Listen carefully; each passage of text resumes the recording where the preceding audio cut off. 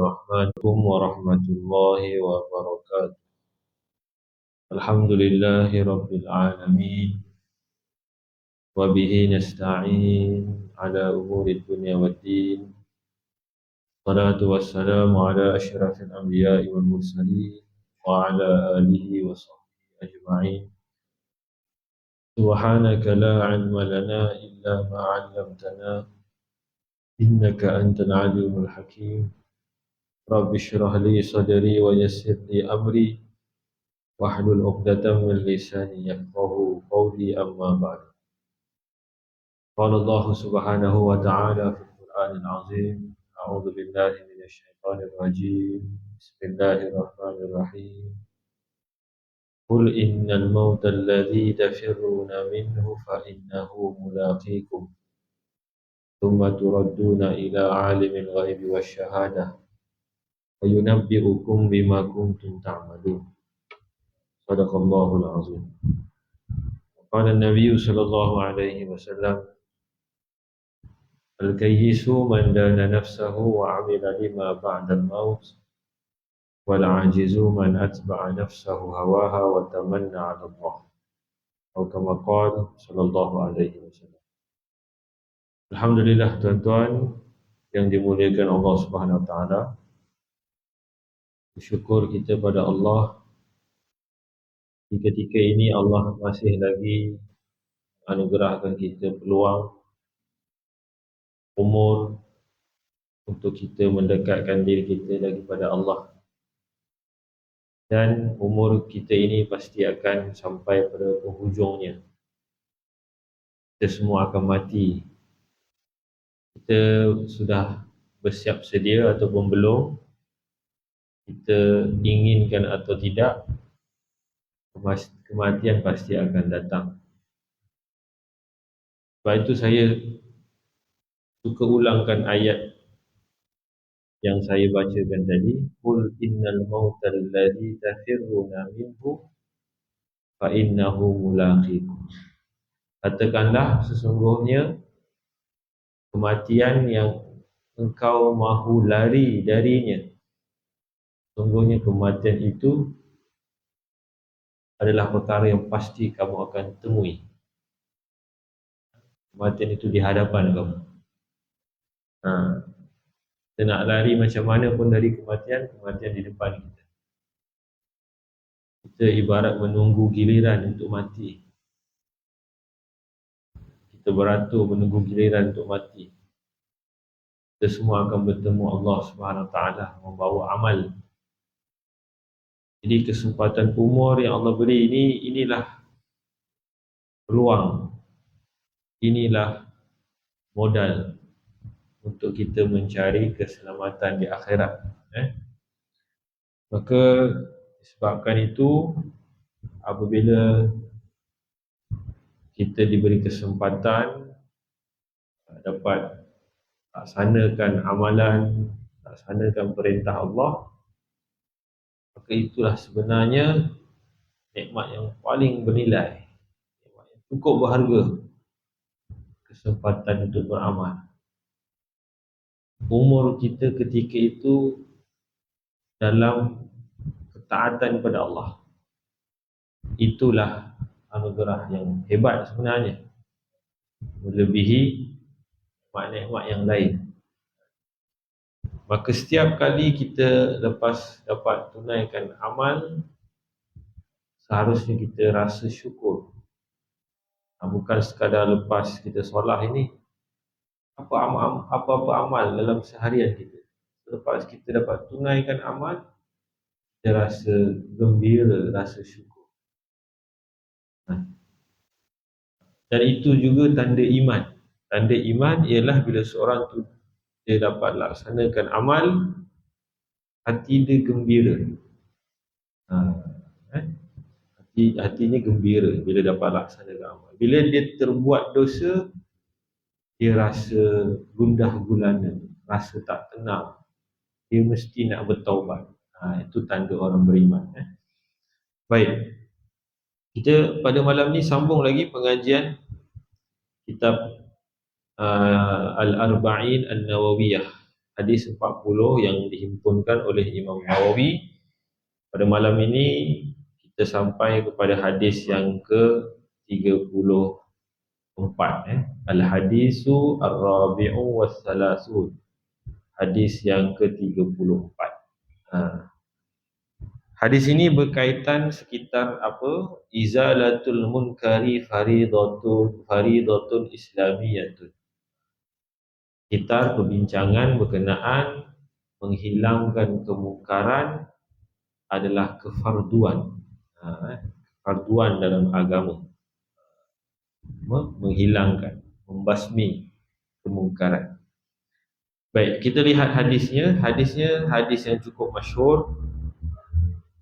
Hadis diriwayatkan daripada Abu Sa'id Al-Khudri radhiyallahu anhu. Qala, beliau berkata, Sami'tu Rasulullah sallallahu alaihi wasallam yaqul, aku mendengar Rasulullah sallallahu alaihi wasallam bersabda, Man ra'a minkum munkaran falyughayyirhu bi yadihi, fa in lam yastati' fa bi lisanihi, fa in lam yastati' fa bi qalbihi, wa dzalika ad'aful iman. Nabi sallallahu alaihi wasallam sabdakan, siapa di kalangan kamu yang melihat sebarang kemungkaran, apa-apa kemungkaran, hendaklah dia mengubah kemungkaran itu, menghilangkan kemungkaran itu, biyadihi, dengan tangannya. Fa illam yastati', sekiranya dia tidak mampu mengubah kemungkaran itu dengan tangannya, fa bilisanih, maka dia mengubahnya, membasminya, menghilangkannya dengan lidahnya. Fa illam yastati', kalau dia tak mampu juga dengan lidahnya, fa biqalbi, maka hendaklah dia mengubah kemungkaran itu dengan hatinya. Dan demikian itulah yang selemah-lemah iman. Jadi hadis ini cukup masyhur, dan kita akan lihat bagaimana ulama menguraikan hadis ini. Cuma pada lafaz-lafaz hadis itu beberapa lafaz yang perlu dijelaskanlah. Pertamanya, taghyir munkar, mengubah kemungkaran. Mengubah kemungkaran dengan arti kata izalah, iaitu menghilangkan kemungkaran itu, menghentikan kemungkaran itu. Bukan diubah kepada jenis kemungkaran lain, bukan. Dihentikan kemungkaran itu, dibasmi kemungkaran itu, dihilangkan kemungkaran itu. Biyadihi, dengan tangannya. Dengan maksud tangan di sini ialah apabila dia ada kemampuan dari sudut kuasa, dari segi sudut kemampuan kedudukan, kemampuan kedudukan. Memang lazim sebutan yad, tangan, dalam penggunaan bahasa Arab merujuk kepada kedudukan, kuasa. Jadi maksudnya kat sini, sekiranya orang tu ada kuasa, kemampuan dari segi kedudukan untuk basmi kemungkaran tu, maka dia perlu membasminya dengan kedudukan yang dia ada. Contohnya ayah melihat anak melakukan kemungkaran, maka kedudukan ayah itu adalah kuasa yang sepatutnya dia boleh menghentikan kemungkaran anaknya. Bukan tangan dengan arti kata pukul, bukan hentikan dengan tangan untuk pukul, bukan pukul. Dan begitulah menghentikan dengan lidah.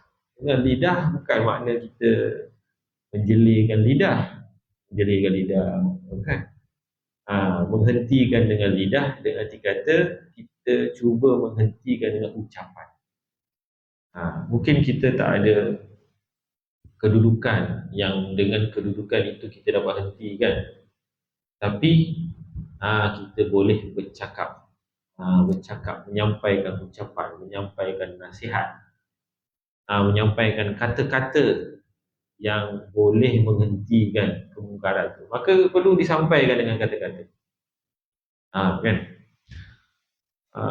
Dan kalau tak mampu, maka seterusnya mencegah, mengubah kemungkaran dengan hati.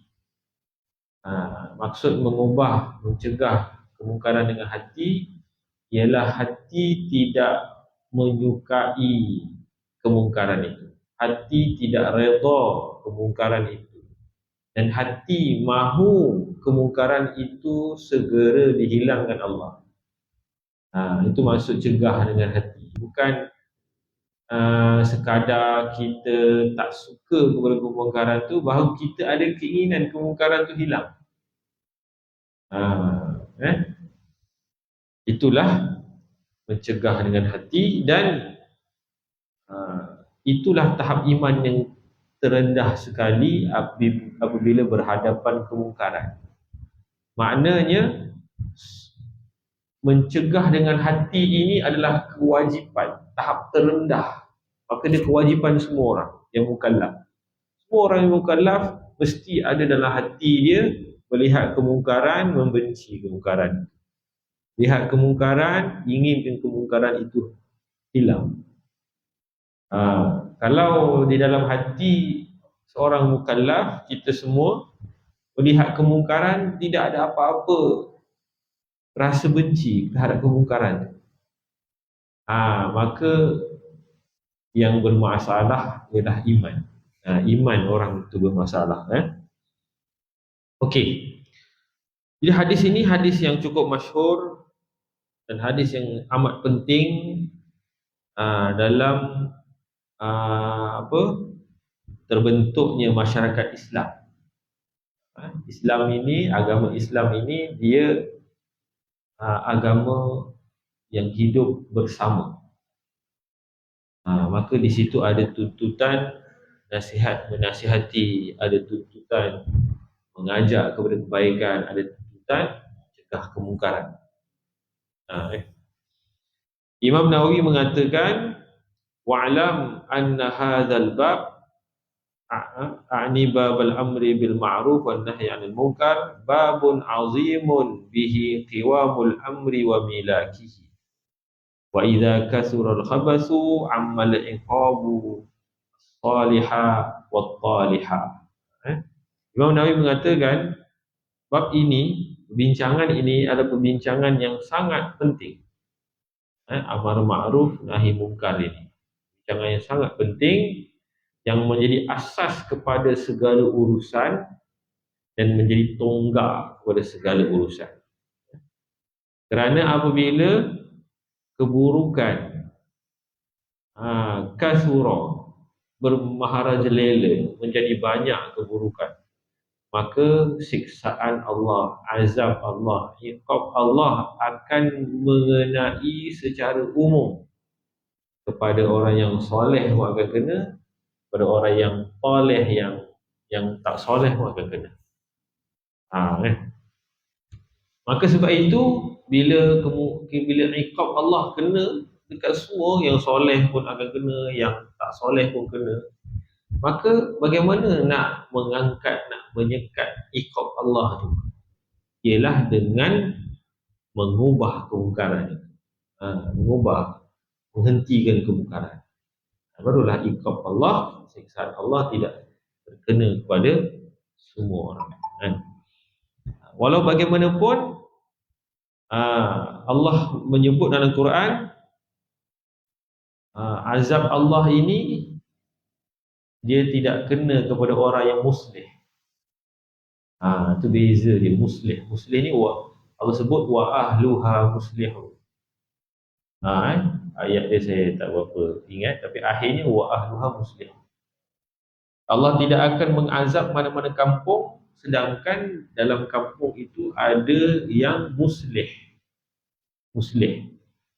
Apa muslih? Muslih ni dia lebih dari soleh.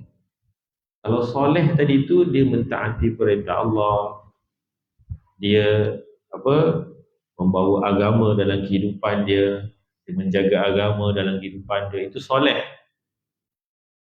Muslih lebih dari itu. Kalau soleh tu, soleh maknanya dia tu baik, diri dia baik. Kalau muslih ialah orang yang diri dia baik dan dia muslih, dia memperbaiki orang lain. Iaitu orang yang melaksanakan amal ma'ruf nahi munkar, dia muslih. Dia memperbaiki. Dia memperbaiki diri dia baik dan dia mengajak semua orang untuk baiki diri, memperbetulkan diri, muslih. Wa ahluha muslihun, Allah kata. Allah tak akan mengazab mana-mana kampung sedangkan dalam kampung itu ada muslihun, orang-orang yang muslih.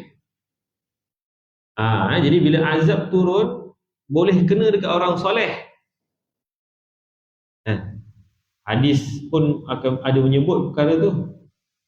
Isteri Nabi SAW bertanya, adakah azab turun sedangkan di kalangan kami, di kalangan kita ada orang yang soleh? Nabi kata semua kena.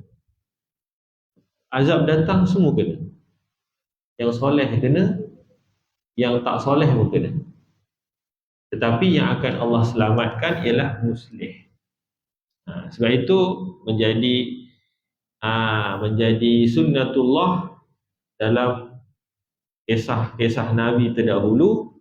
Apabila Allah nak menghantar azab kepada kaum-kaum yang ingkar, maka Allah selamatkan Nabi-Nya dan kaum-kaumnya yang bersama Nabi. Allah keluarkan. Sebab mereka itu muslih, Allah keluarkan dulu, baru Allah azab kampung. Okey, jadi Imam Nawawi menyebut tadi, apabila banyaknya kemungkaran, sebarnya kemungkaran, maka iqab Allah, siksaan Allah akan turun umum kepada yang soleh dan juga yang toleh. Maka sebab itu kita perlu memahami agama adalah tanggungjawab bersama. Agama itu bukan tanggungjawab peribadi. Pengamalan agama itu bukan tanggungjawab peribadi. Bahkan pengamalan agama adalah tanggungjawab bersama. Kiranya kita melihat orang lain mengabaikan tanggungjawab agama, maksudnya melaksanakan kemungkaran lah. Bukan makna kita tak apalah, itu dia punya tanggungjawab peribadi. Tak, kita kena cegah. Cuma cegah tu dengan penuh kasih sayang, penuh hikmah. Okey. Dan ulama menyebut ingkarul munkar, ini mencegah kemungkaran. Laqad ajma'at al-ummah ala wujubi inkaril munkar. Ulama ummah ini bersepakat bahawa wajib mengingkari ataupun mencegah kemungkaran. Wajib. Mencegah kemungkaran ni bukan pilihan nak ke tak nak. Mencegah kemungkaran adalah wajib. Fayajibu 'alal muslimi ayyunkiral munkara hasba taqatihi. Maka wajib atas setiap orang Islam untuk dia mencegah kemungkaran mengikut kepada kemampuan dia. Bagaimana yang dia mampu, pada kadar kemampuan itu dia laksanakan pencegahan kemungkaran. Wa an yughayyirahu hasba qudratihi ala taghyirihi. Wajib bagi seorang muslim itu untuk mengubah kemungkaran itu, menghentikan kemungkaran itu berdasarkan kemampuan dia untuk mengubah.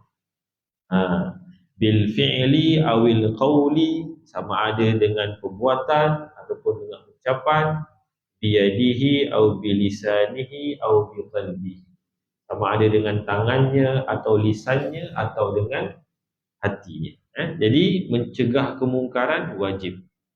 Itu hukum yang perlu kita faham.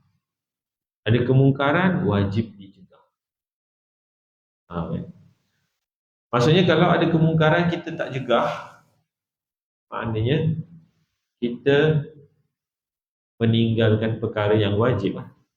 Meninggalkan perkara yang wajib berdosa lah. Dosa. Kemudian dalam mencegah kemungkaran ada tahap yang paling rendah disebut ialah mencegah dengan hati. Maka itu menjadi kewajipan yang kena pada semua orang. Bila Nabi katakan wadzalika ad'aful iman, mencegah dengan hati itu ialah selemah-lemah iman. Itu kadar wajib terendah. Maksudnya itu kadar wajib yang kena kat semua orang dengan kaedah itu. Kaedah cegah dengan hati ini, kaedah cegah kemungkaran dengan hati ini kena atas semua orang. Adapun kaedah cegah dengan tangan, kaedah cegah dengan ucapan, dia kadang-kadang tak kena kat semua orang. Kalau orang tu ada kemampuan pada ucapan, dia cegah dengan ucapan dia. Kalau ada orang tu ada kemampuan cegah dengan kuasanya, dia kena cegah dengan kuasanya. Maksudnya kalau dia tak ada kemampuan puasa, maka ketika itu dia tak ada kewajipan cegah dengan kuasa. Kalau dia tak ada kemampuan dengan ucapan, ketika itu dia tak wajib mencegah dengan ucapan. Tapi mencegah dengan hati adalah kewajipan semua orang. Semua orang. Kewajipan mencegah dengan hati, iaitu benci terhadap kemaksiatan yang berlaku itu dan dia inginkan kemaksiatan itu dihilangkan. Bukan sekadar benci sajalah. Kalau benci tapi dia tak nak maksiat itu hilang, maksudnya kebencian itu diragui lah. Kalau kata benci, mestilah tak nak kemaksiatan itu wujud. Maksudnya secara terperincinya benci terhadap kemaksiatan itu dan inginkan kemaksiatan itu hilang.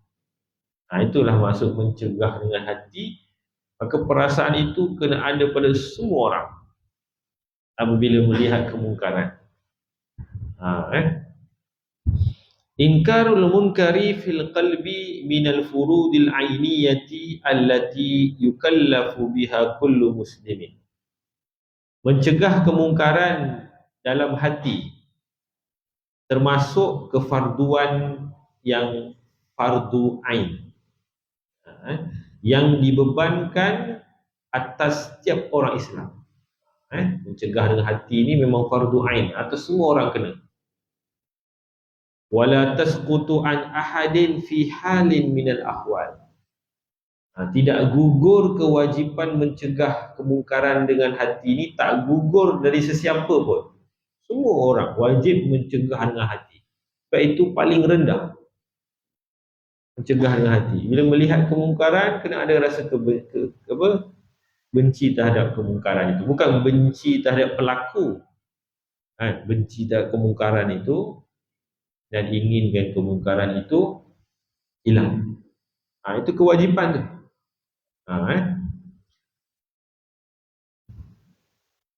Faman lam ya'rifil ma'rufa wal munkara fi qalbi halaka. Faman lam yunkir munkara fi qalbihi dalla ala dhihabil imani min. Orang yang tidak mencegah kemungkaran dengan hatinya, binasalah orang itu. Dia tidak mencegah kemungkaran dalam hatinya, itu menunjukkan bahawa iman di dalam hati dia itu hilang, sedang hilang, sedang lenyap. Kerana iman duduk dalam hati. Jadi bila melihat kemungkaran, takkanlah hati redha dah ada kemungkaran tu, mestilah hati tak suka kalau hati tu ada iman. Tapi kalau hati tu melihat kemungkaran, hati tak ada tak rasa sebarang kebencian terhadap kemungkaran tu, maksudnya dalam hati dia itu ada kelenyapan iman. Okay. Jadi sebab itu mencegah dengan hati itu adalah tahap terendah yang dia wajib atas semua orang. Berbeza kalau dengan mencegah dengan tangan. Ada orang yang ada kemampuan, ada orang yang tak ada kemampuan. Mencegah dengan lisan ada yang ada kemampuan, ada yang tak ada kemampuan, tapi dengan hati semua mampu. Semua mampu, semua perlu mencegah dengan hati. Okey. Sehingga kan kalau seorang itu mencegah dengan tangan sekalipun, mencegah kemungkaran dengan tangan sekalipun, tetap perlu dalam hati dia ada membenci kemungkaran tu. Bukan maksudnya dia mencegah dengan tangan kemungkaran, tapi hati dia suka terhadap kemungkaran tu. Itu menunjukkan perbuatan dia tu munafik. Perbuatan tu menzahirkan baik sedangkan hati dia rosak. Itu tanda-tanda kemunafikan. Jadi hatta seorang tu dia mampu mencegah dengan tangan, lalu dia laksanakan pencegahan dengan tangan, pun ketika itu hati dia perlu membenci kemaksiatan itu. Barulah dia teli, luar dan dalam teli.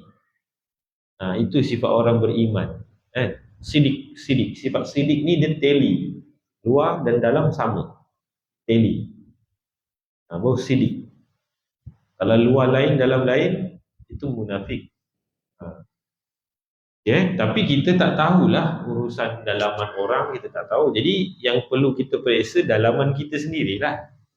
Maksudnya kita dalam masa kita ada kemampuan mencegah kemungkaran dengan tangan, perlu kita pupuk hati kita benci juga kemungkaran tu.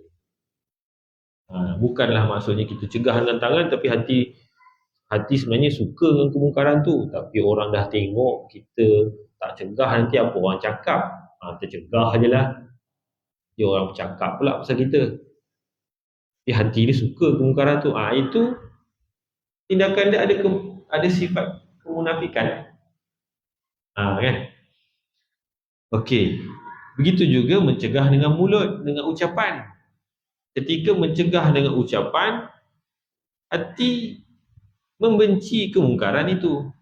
Bukan cegah dengan ucapan, tapi hati suka kat kemungkaran itu. Cegah dengan ucapan tu semata-mata kata-kata orang ni. Kalau aku tak cegah ni, apa orang kata ni? Orang masjid. Kan aku tak cegah, aku biar je, nanti orang mengata aku pula. Tapi benda yang dibuat ni aku pun seronok, aku pun suka. Nanti orang berkata pasal aku tak mencegah dia, aku orang masjid. Aku cegah je lah, takut orang mengata. Cegah bukan kerana dia benci maksiat tu, dia cegah kerana takut orang mengata. Kan? Maka dari segi pelaksanaan kewajipan cegah tu selesailah. Pelaksanaan mencegah dia tu selesai. Memang bila ada kemungkaran dia cegah, tapi menunjukkan hati dia ada unsur-unsur kemunafikan.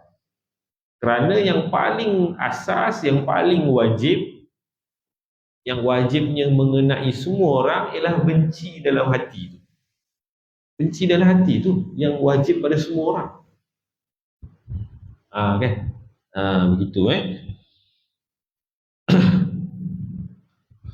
Dan apabila seorang itu hati dia membenci terhadap kemungkaran itu, maka itulah jalan meloloskan orang itu dari dipertanggungjawabkan di akhirat. Inkarul qalbi yukhallisul muslima minal mas'uliyati idza kana ajizan anil inkari bil yadi awil lisan. Mengingkari kemungkaran dengan hati itu akan menyelamatkan seseorang daripada dipertanggungjawabkan, dipersoalkan apabila dia tidak mampu daripada mengingkari, mencegah dengan tangan dan lisan. Jadi bila tak dapat cegah dengan tangan dan lisan, perkara terakhir yang akan dipersoalkan Allah atas dia, adakah hati kamu mencegahnya? Ini adakah hati kamu membenci kemungkaran? Kalau ya ada kebencian terhadap kemungkaran, lepas. Kalau tak lepas. Okay.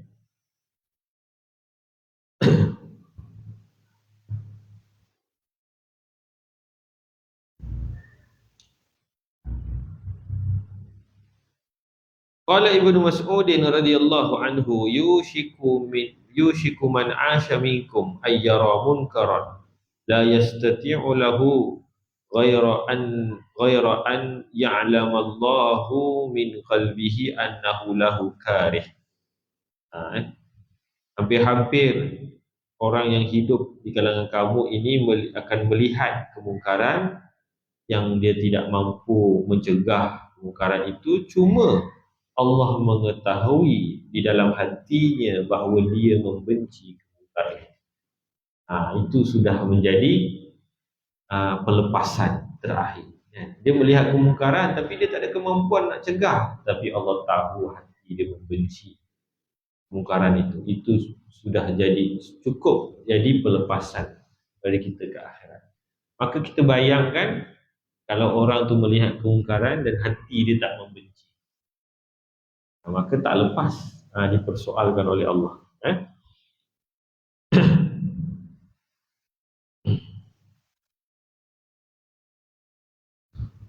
Dan ada dalam satu hadis yang lain, hadis Abu Sa'id Al-Khudri radhiyallahu anhu, beliau berkata, sami'tu Nabiy sallallahu alaihi wasallam yaqul, innallaha la yas'alul 'abda yawmal qiyamati hatta yaqula ma mana'aka idh ra'aital munkara an tunkirahu. Jadi Nabi SAW bersabda, sesungguhnya Allah benar-benar akan mempersoalkan kepada hamba-Nya pada hari kiamat nanti tentang kemungkaran yang dilihat ni lah. Allah akan persoalkan kepada hamba, sehingga Allah akan bertanya, apa yang mencegah engkau ketika engkau melihat kemungkaran? Apa yang mencegah engkau daripada engkau mengingkarinya, daripada engkau mencegahnya? Apa yang menghalang engkau? Maksudnya, apa yang menghalang engkau ketika engkau melihat kemungkaran? Apa yang menghalang engkau dari melakukan pencegahan? Kenapa tak cegah? Melihat kemungkaran, kenapa tak cegah? Allah tanya. Maka apabila Allah tahu orang ini dalam hati dia tak suka kemungkaran, ketika dia melihat kemungkaran tu, dia tak cegah tapi hati dia tak suka terhadap kemungkaran tu, maka fa'idha laqanallahu 'abdan hujjatahu, Allah mentalkinkan hujah, Allah mentalkinkan, mengajarkan jawapan, Allah ajarkan jawapan untuk orang ni menjawab soalan tu. Maka jawapannya ialah, ya Rabbi rajautuka wa faraqtu minan nas.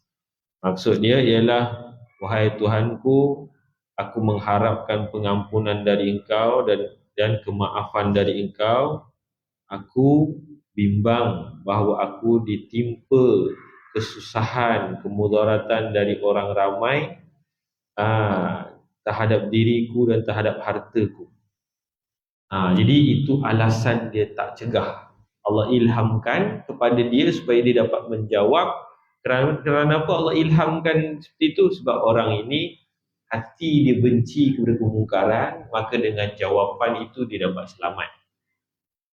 Jawapan itu dapat selamat. Maksudnya perlu ada kebencian dalam hati terhadap kemungkaran.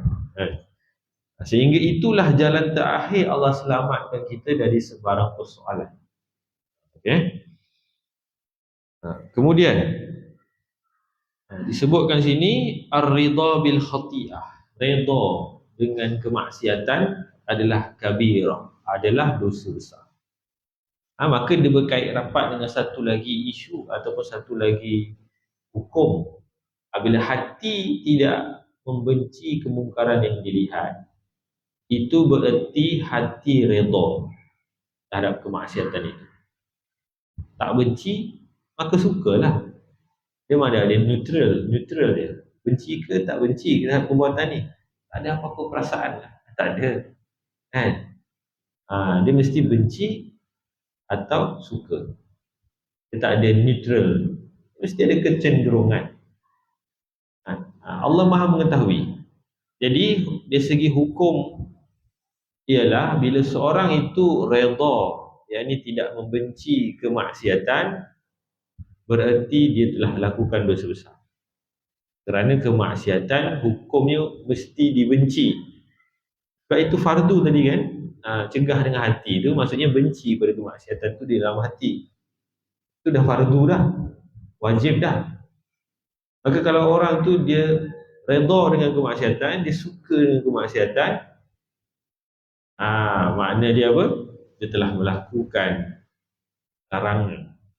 Dia telah tinggalkan kewajipan membenci maksiat tu dia tinggalkan. Okey. Man alima bil khati'ati wa radiya biha faqad irtakaba dhanban kabira. Siapa yang mengetahui akan sesuatu maksiat dan dia redha dengan kemaksiatan itu, sesungguhnya dia telah melakukan dosa besar. Dia redha dengan, dia tak buat dosa tu, kemaksiatan tu dia tak buat, tapi dia suka kemaksiatan itu ada, dia redha kemaksiatan itu wujud, maka dia dikira dapat dosa juga. Okay. Sawa'un syahada fi'laha am ghaba anhu. Sama ada dia menyaksikan perbuatan itu dibuat, ataupun ketika perbuatan maksiat itu dibuat dia tidak ada di situ, tapi dia dengar, dia rasa okey, dia tak ada kat situ.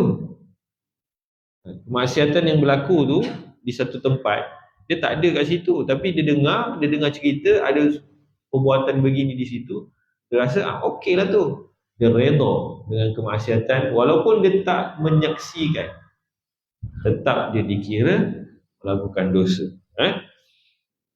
Wa kana ismuhu ka ismi man syahadaha wa lam yunkirha. Dosa dia itu ibarat dosa orang yang menyaksikan kemungkaran dalam keadaan tak mencegah. Walaupun dia tak menyaksikan, tapi dia redha dengan kemaksiatan yang berlaku tu, dia mendapat dosa seperti dosa orang yang menyaksikan kemaksiatan itu berlaku dan tak mencegah. Dosanya sama. Okay. Ada satu hadis, Nabi SAW bersabda, "Idza amilta bil khati'ati fil ard kana man syahidaha fakarihaha wa qala marratan ankaraha kaman ghaba anha wa man ghaba anha faradiyaha kaman syahidaha." Sabdaan Nabi. Nabi sabdakan, apabila kamu melakukan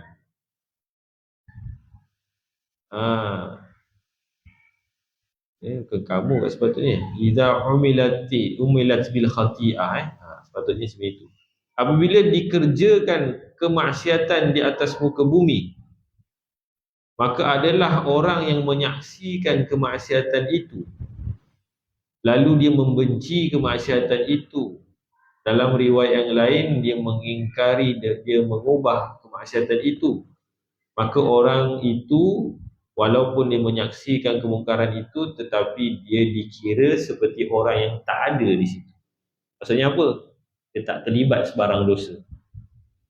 Kemaksiatan itu berlaku depan mata dia dan dia membenci kemaksiatan itu,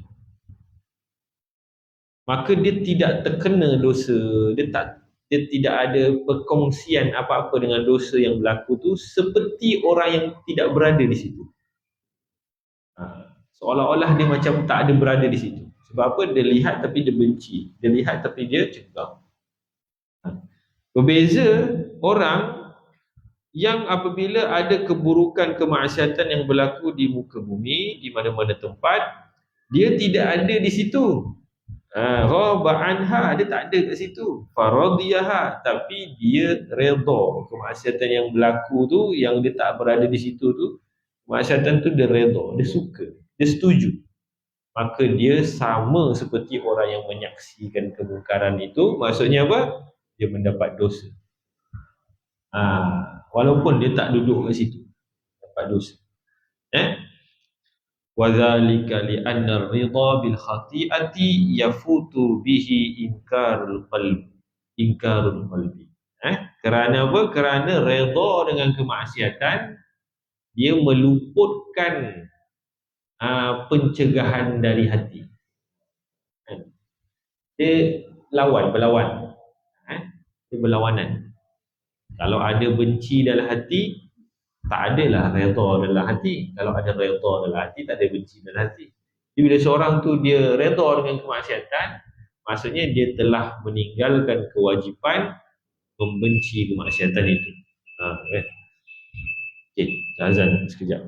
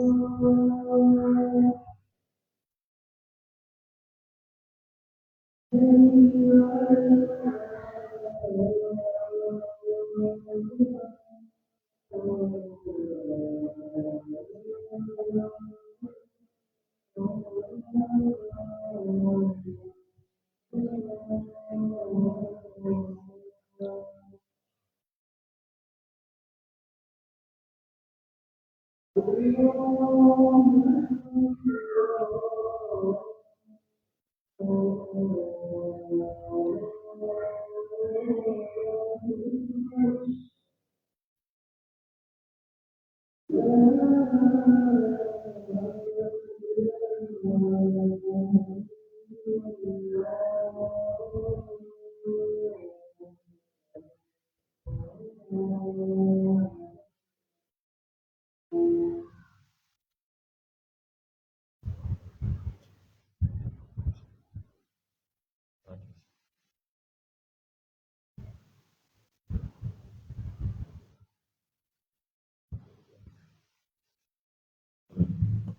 sambung sekali lagi. Dan seterusnya berkenaan hukum mencegah dengan tangan dan lisan tadi, ada perincian hukum. Jadi bila seorang tu mampu mencegah dengan tangan ataupun mencegah dengan lisan, wajib dia mencegah. Cuma kewajipan itu ada perinciannya. Pertama, kewajipan itu fardu kifayah. Bila kewajipan mencegah menjadi fardu kifayah, ini maksudnya mencegah dengan hati, mencegah dengan tangan dan lisan. Kalau mencegah dengan hati itu memang fardu kepada semua orang, setiap individu mesti membenci dalam hati, wajib membenci dalam hati terhadap kemaksiatan. Jadi mencegah dengan hati itu memang kita dah habis bincang, dia wajib atas semua orang.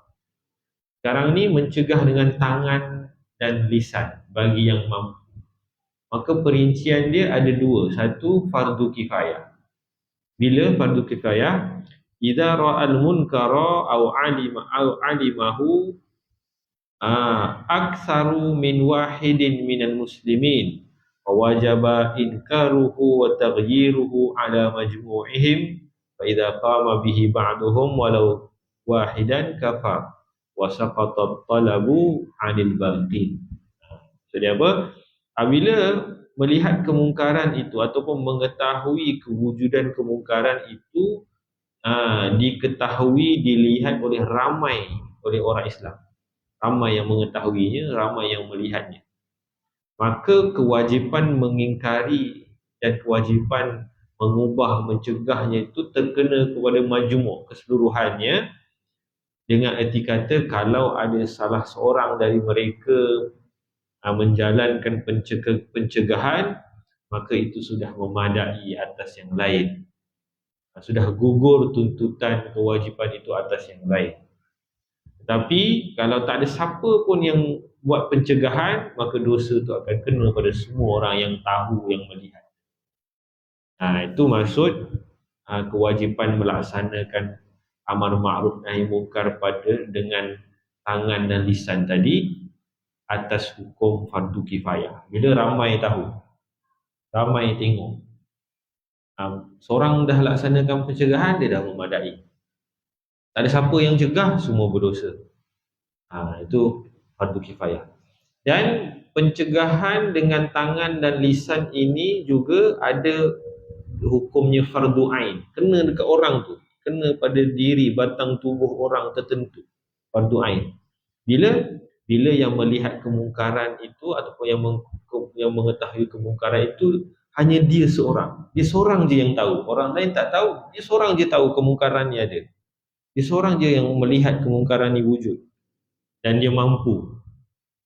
Maka kewajipan tu sudah tertayin kat dia. Kewajipan mencegah tu sudah menjadi fardu ain atas dia. Kalau dia laksanakan, hilang tuntutan tu. Kalau dia tak laksanakan, dia saja yang berdosa. Sebab orang lain tak tahu, dia saja yang tahu. Itu perincian hukum mencegah kemungkaran dengan tangan dan lisan. Dan apabila tidak mencegah kemungkaran, maka dalam satu kelompok yang mengetahui ada kemungkaran, tidak mencegahnya, maka dia berhak menerima azab Allah, laknat Allah. Sebagaimana Allah sebut dalam Quran, lu'ina alladhina kafaru min bani Israila ala lisani Dawud wa Isa bin Maryam dzalika bima 'asaw wa kanu ya'tadun. Dilaknatlah orang-orang yang kufur dari kalangan Bani Israel atas lidah Nabi Daud dan Nabi Isa. Demikian itu ialah disebabkan mereka telah melampaui batas. Mereka telah memaksiati Allah dan melampaui batas. Apa pelampauan batas yang mereka dah buat? Kanu la yatanahawna 'an munkarin fa'alu. iaitu mereka tidak mencegah kemungkaran yang mereka lakukan. La bi'sa ma kanu yaf'alun. Buruk sungguh perbuatan mereka. Bukan buruk tu dekat kemungkaran. Buruk tu dikenakan kat sikap tidak mencegah. Sikap tidak mencegah tu yang diletakkan sifat buruk, sifat melampaui batas tu, yang melayakkan mendapat iqab Allah. Jadi itu sepatutnya yang menjadi pengajaran kepada kita. Bila kita tidak mencegah kemungkaran dalam keadaan kita tahu, seolah-olah kita menjemput iqab Allah atas diri kita, atas masyarakat. Wallahu ta'ala alam. Jadi apa yang kita sama-sama mutakarahkan ini, semoga sedikit sebanyak dapat menambahkan lagi kesedaran kita dalam bermasyarakat, dalam mengamalkan agama. Semoga Allah SWT beri kekuatan kepada kita untuk kita dapat tunaikan tuntutan-tuntutan ini. Apa yang baik daripada Allah SWT, yang kurang di atas kemampuan diri saya. Kita tutup majlis dengan tasbih kafarah dan suratul Asr. Wabillahi taufiq wal hidayah. Assalamualaikum warahmatullahi wabarakatuh. Wal asr.